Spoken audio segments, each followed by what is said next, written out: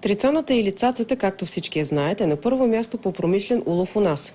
Рибари алармират, че ако в 1 килограм до сега е имало по около 200 екземпляра, то сега са двойно повече.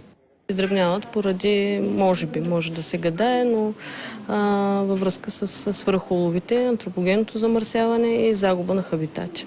Опасенията на експерти и рибари обаче не са на дневен ред в крайбрежните капанчета. Заедно с мидите, цацата е най-предпочитаната храна по морето. Размера има ли значение за теб? Размера ми не смятам. Според мен по-малката е по-хубава, отколкото по-голямата. Абсолютно една и съща, дали древна или едра, абсолютно винаги се е била такава. Но рибата става все по-дребна, настояват учени рибари. Не само цацата, но и сафрида, калкана, хамсията и всички риби от семейство кефалови. Техният размер пък е намалял 6 пъти за последните няколко години.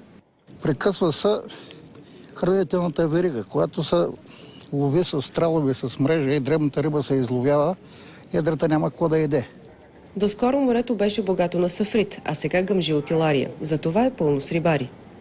Как ще си приготвите иларията, която хванахте преди малко? Разбира се, на скара. Експертите успокояват, че въпреки че става все по-дребна, цацата няма да изчезне от нашата трапеза.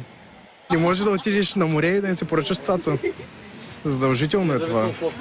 Все пак си на плажа и ако няма риба, няма как да бъде. За BTV новините от Варна, Невелина Няголова.